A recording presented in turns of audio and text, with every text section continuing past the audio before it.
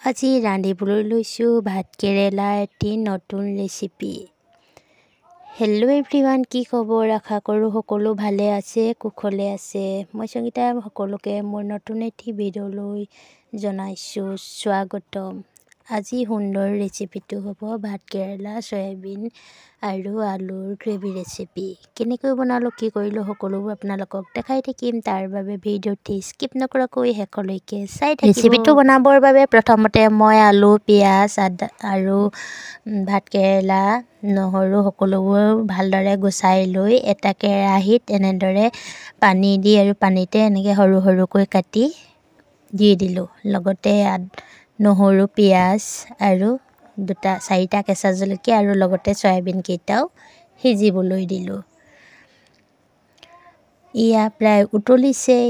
এতিয়া মই চয়াবিনকেইটা কাঢ়ি দিম, যিহেতু চয়াবিনকেইটা সোনকালেই সিজি যায়। সেয়েহে এনেদৰে জালি হেতাখন লৈ চয়াবিনকেইটা কাঢ়ি ল'লোঁ আৰু ভাতকেৰেলা, নহৰু, পিঁয়াজ আৰু জলকীয়াখিনি ভালদৰে সিজিবৰ বাবে দি দিলোঁ।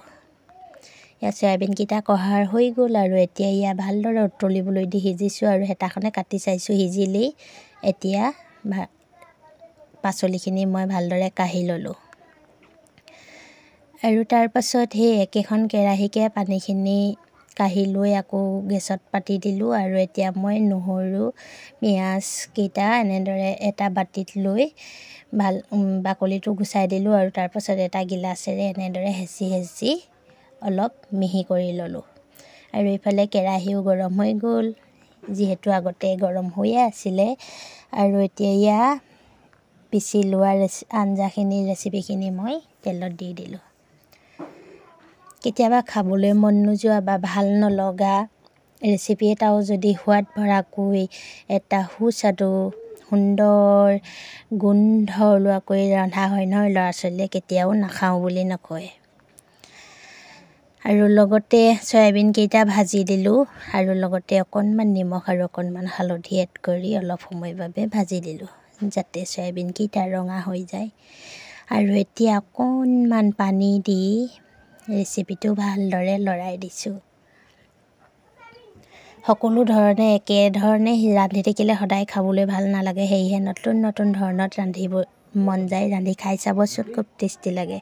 আৰু পানী দি উতলিবলৈ দি ইয়াতে মই বইল কৰি লোৱা আলু আৰু ভাতকেৰেলাখিনি এড কৰি দি অলপ সময় ঢাকি ৰাখিলোঁ। ইয়া পানীটো শুকাই গ'ল আৰু ৰেচিপিটো কি সুন্দৰ ৰং আৰু সোৱাদো সুস্বাদু হৈ পৰিছে। খাবলৈও কিন্তু সুস্বাদু হৈছিল দেই। শেষত ভিডিঅ'টি চাই কেনে পালে কমেণ্ট এটা কৰি জনাবচোন। যদি ভাল পালে লাইক এটা কৰি দিব আৰু যদি মোৰ চেনেলটো ছাবস্ক্ৰাইব কৰা নাই প্লিজ ছাবস্ক্ৰাইব কৰি দিব। আজিলৈ তেন্তে বাই।